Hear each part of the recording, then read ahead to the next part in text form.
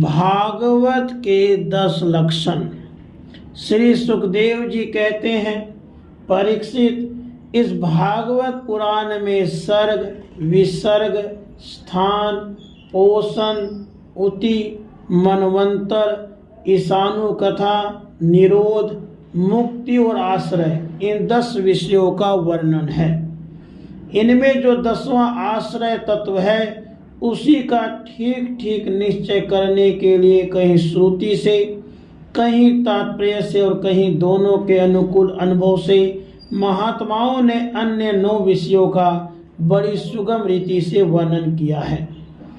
ईश्वर की प्रेरणा से गुणों में शोभ होकर रूपांतर होने से जो आकाश आदि पंचभूत, शब्द आदि तन्मात्राएं, इंद्रियां, अहंकार और महतत्व की उत्पत्ति होती है, उसको सर्ग कहते हैं। उस विराट पुरुष से उत्पन्न ब्रह्मा जी के द्वारा जो विभिन्न चराचर सृष्टियों का निर्माण होता है, उसका नाम विसर्ग है। प्रतिपद नाश की ओर बढ़ने वाली सृष्टि को एक मर्यादा में स्थिर रहने से भगवान विष्णु की जो श्रेष्ठता सिद्ध होती है, उसका नाम स्थान है। अपने द्वारा सुरक्षित सृष्टि में भक्तों के ऊपर उनकी जो कृपा होती है, उसका नाम पोषण है।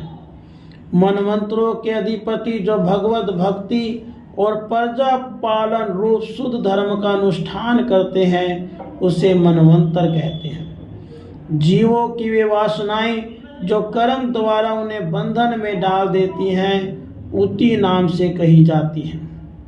भगवान के विभिन्न अवतारों के और उनके प्रेमी भक्तों की विविध आख्यानों से युक्त गाथाएं इस कथा है। जब भगवान योग निद्रा स्वीकार करके शयन करते हैं, तब इस जीव का अपने उपाधियों के साथ उनमें लीन हो जाना निरोध है। अज्ञान कल्पित कर्तृत्व, भोक्तृत्व आदि अनात्म भाव का परित्याग करके अपने वास्तविक स्वरूप परमात्मा में स्थित होना ही मुक्ति है। परीक्षित, इस चराचर जगत की उत्पत्ति प्रलय जिस तत्व से प्रकाशित होते हैं, वह परम ब्रह्म ही आश्रय है। शास्त्रों में उसी को परमात्मा कहा गया है। जो नेत्र आदि इंद्रियों का अभिमानी दृष्टा जीव है, वही इंद्रियों के अधिष्ठात्री देवता सूर्य आदि के रूप में भी है, और जो नेत्र गोलक आदि से युक्त दृश्य देह है, वही उन दोनों को अलग अलग करता है। इन तीनों में यदि एक का भी अभाव हो जाए तो दूसरे 2 की उपलब्धि नहीं हो सकती। अतः जो इन तीनों को जानता है, वह परमात्मा ही सबका अधिष्ठान आश्रय तत्व है। उसका आश्रय वह स्वयं ही है, दूसरा कोई नहीं। जब पूर्वोक्त विराट पुरुष ब्रह्मांड को फोड़कर निकला, तब वह अपने रहने का स्थान ढूंढने लगा और स्थान की इच्छा से उस शुद्ध संकल्प पुरुष ने अत्यंत पवित्र जल की सृष्टि की। विराट पुरुष रूप नर से उत्पन्न होने कारण ही जल का नाम नार पड़ा, और उस अपने उत्पन्न किए हुए नार में वह पुरुष 1000 वर्षों तक रहा, इसी से उसका नाम नारायण हुआ। वो नारायण भगवान की कृपा से ही द्रव्य, कर्म, काल, स्वभाव और जीव आदि की सत्ता है। उनके उपेक्षा कर देने पर और किसी का अस्तित्व नहीं रहता। उन अद्वितीय भगवान नारायण ने योग निद्रा से जगकर अनेक होने की इच्छा की, तो अपनी माया से उन्होंने अखंड ब्रह्मांड के बीज स्वरूप अपने सुवर्णमय वीर्य को 3 भागों में विभक्त कर दिया: अधिदेव, अध्यात्म और अधिभूत। परीक्षित, विराट पुरुष का एक ही वीर्य 3 भागों में कैसे विभक्त हुआ, सो सुनो। विराट पुरुष के हिलने डोलने पर उनके शरीर में रहने वाले आकाश से इंद्रिय बल, मनोबल और शरीर बल की रचना हुई। उनसे इन सबका राजा प्राण उत्पन्न हुआ। जैसे सेवक अपने स्वामी राजा के पीछे पीछे चलते हैं, वैसे ही सबके शरीरों में प्राण के प्रबल रहने पर ही सारी इंद्रियां प्रबल रहती हैं, और जब वह सुस्त पड़ जाता है तब सारी इंद्रियां भी सुस्त हो जाती हैं। जब प्राण जोर जोर से आने जाने लगा तब विराट पुरुष को भूख प्यास का अनुभव हुआ। खाने पीने की इच्छा करते ही सबसे पहले उनके शरीर में मुख प्रकट हुआ। मुख से तालु और तालु से रसनेंद्रियां प्रकट हुई। इसके बाद अनेकों प्रकार के रस उत्पन्न हुए जिन्हें रसना ग्रहण करती है। जब उनकी इच्छा बोलने की हुई तब वाक इंद्रियां, उसके अधिष्ठात्री देवता अग्नि और उनका विषय बोलना, ये तीनों प्रकट हुए। इसके बाद बहुत दिनों तक उस जल में ही वे रुके रहे। श्वास के वेग से नासिका छिद्र प्रकट हो गए। जब उन्हें सूंघने की इच्छा हुई तब उनके नाक घ्राणेंद्रिय आकर बैठ गई और उसके देवता गंध को फैलाने वाले वायुदेव प्रकट हुए। पहले उनके शरीर में प्रकाश नहीं था। फिर जब उन्हें अपने को तथा दूसरे वस्तुओं की देखने की इच्छा हुई तब नेत्रों के छिद्र, उनका अधिष्ठाता सूर्य और नेत्र इंद्रिय प्रकट हो गए। उन्हीं से रूप का ग्रहण होने लगा। जब वेद रूप ऋषि विराट पुरुष की स्थितियों के द्वारा जगाने लगे तब उन्हें सुनने की इच्छा हुई। उसी समय कान, उनकी अधिष्ठात्री देवता दिशाएं और स्रोत इंद्रिय प्रकट हुई। इसी से शब्द सुनाई पड़ता है। जब उन्होंने वस्तुओं की कोमलता, कठिनता, हल्कापन, भारीपन, उष्णता, शीतलता आदि जाननी चाहिए तब उनके शरीर में चर्म प्रकट हुआ।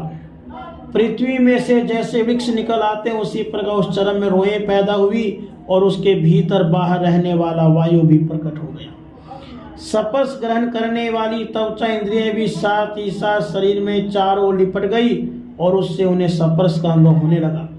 जब उन्हें अनेकों प्रकार के कर्म करने की इच्छा हुई तो उनके हाथ उगाए। उन हाथों में ग्रहण करने की शक्ति, हस्त इंद्रिय तथा उनके अधिदेवता इंद्र प्रकट हुए और दोनों के आश्रय से होने वाला ग्रहण रूप कर्म भी प्रकट हो गया। जब उन्हें अभीष्ट स्थान पर जाने की इच्छा हुई तब उनके शरीर में पैर उगाए। चरणों के साथ ही चरण इंद्रिय के अधिष्ठाता रूप में वहां स्वयं यज्ञ पुरुष भगवान विष्णु स्थित हो गए और उन्हीं में चलना रूप कर्म प्रकट हुआ। मनुष्य इसी चरण इंद्रिय से चलकर यज्ञ सामग्री एकत्र करते हैं। संतान, रति और स्वर्ग भोग की कामना होने पर विराट पुरुष के शरीर में लिंग की उत्पत्ति हुई। उसमें उपस्थ इंद्रिय और प्रजापति देवता तथा इन दोनों के आश्रय रहने वाले काम सुख का आविर्भाव हुआ। जब उन्हें मल त्याग की इच्छा हुई तब गुदा द्वार प्रकट हुआ। उसके बाद उसमें पायु इंद्रिय और मित्र देवता उत्पन्न हुए। इन्हीं दोनों के द्वारा मल त्याग की क्रिया संपन्न हो गई। अपान मार्ग द्वारा एक शरीर से दूसरे शरीर में जाने की इच्छा होने पर नाभि द्वार प्रकट हुआ। उससे अपान और मृत्यु देवता प्रकट हुए। इन दोनों के आश्रय से प्राण और अपान का बिछो यानी मृत्यु होती है। जब विराट पुरुष को अन्न जल ग्रहण करने की इच्छा हुई तब कोख, आंते और नाड़ियां उत्पन्न हुई। साथ ही कुक्षी के देवता समुद्र, नाड़ियों के देवता नदियां, तुष्टि पुष्टि इन दोनों उनके आश्रित विषय उत्पन्न हुए। जब उन्होंने अपनी माया पर विचार करना चाहा तब हृदय की उत्पत्ति हुई। उससे मन रूपी इंद्रिय और मन से उसका देवता चंद्रमा, विषय, कामना और संकल्प प्रकट हुए। विराट पुरुष के शरीर में पृथ्वी, जल और तेज से 7 धातुएं प्रकट हुई। त्वचा, चर्म, मांस, रुधिर, मेद, मज्जा और अस्थि। इसी प्रकार आकाश, जल और वायु से प्राणों की उत्पत्ति हुई। स्रोत आदि सब इंद्रियां विशब्द आदि विषयों को ग्रहण करने वाली हैं। वे विषय अहंकार से उत्पन्न हुए हैं। मन सबका विकारों का उत्पत्ति स्थान है और बुद्धि समस्त पदार्थों का बोध कराने वाली है। मैंने भगवान की स्थूल रूप का वर्णन तुम्हें सुनाया। यह बाहर की ओर से पृथ्वी, जल, तेज, वायु, आकाश, अहंकार, महत्त्व और प्रकृति 8 आवरणों से घिरा हुआ है।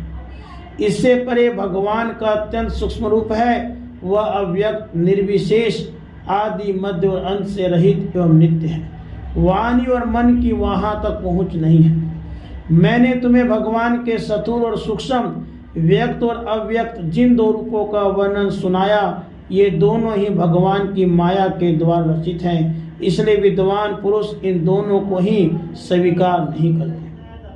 वास्तव में भगवान निष्क्रिय है, अपनी शक्ति से ही वे सक्रिय बनते हैं। फिर तो वे ब्रह्मा का या विराट रूप धारण करके वाच्य और वाचक शब्द और उनके अर्थ के रूप में प्रकट होते हैं और अनेकों नाम रूप और क्रियाएं प्रकट करते हैं। परीक्षित, प्रजापति, मनु, देवता, ऋषि, पितर, सिद्ध, चारण, गंधर्व, विद्याधर, असुर, यक्ष, किन्नर, अप्सराएं, नाग, सर्प, किमपुरुष, उरग, मातृकाएं, राक्षस, पिशाच, प्रेत, भूत, विनायक, कुष्मांड, उन्माद, वेताल, यातुधान, ग्रह, पक्षी, मृग, पशु, वृक्ष, पर्वत, सरीसृप इत्यादि जितने भी संसार में नाम रूप हैं सब भगवान के ही हैं। संसार में चर और अचर भेद से दो प्रकार के तथा जरायुज, अंडज, स्वेदज, उद्भिज भेद से चार प्रकार के जितने भी जलचर, थलचर, आकाशचारी प्राणी हैं, सब के सब शुभ, अशुभ और मिश्रित कर्मों के तद अनुरूप फल हैं। सत्व की प्रधानता से देवता, रजोगुण की प्रधानता से मनुष्य और तमोगुण की प्रधानता से नारकीय योनियां मिलती हैं। इन गुणों में भी जब एक गुण दूसरे से गुणों से विभूत हो जाता है तब प्रत्येक गति के तीन तीन भेद और हो जाते हैं। वे भगवान जगत के धारण पोषण के लिए धर्म में विष्णु रूप स्वीकार करके देवता, मनुष्य और पशु पक्षी आदि रूपों में अवतार लेते हैं तथा विश्व का पालन पोषण करते हैं।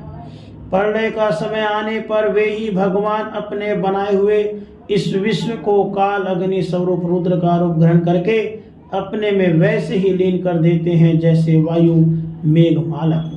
परीक्षित, महात्माओं ने अचिंत ऐश्वर्य भगवान का इसी प्रकार वर्णन किया है, परंतु तत्वज्ञानी पुरुषों को केवल इस सृष्टि पालन और प्रलय करने वाले रूप में ही उनका दर्शन नहीं करना चाहिए, क्योंकि वे तो इससे परे भी हैं। सृष्टि की रचना आदि कर्मों का निरूपण करके पूर्ण परमात्मा से कर्म या कर्तापन का संबंध नहीं जोड़ा गया है, वह तो माया से आरोपित होने के कारण कर्तृत्व का निषेध करने के लिए ही है। राधे कृष्ण, राधे कृष्ण।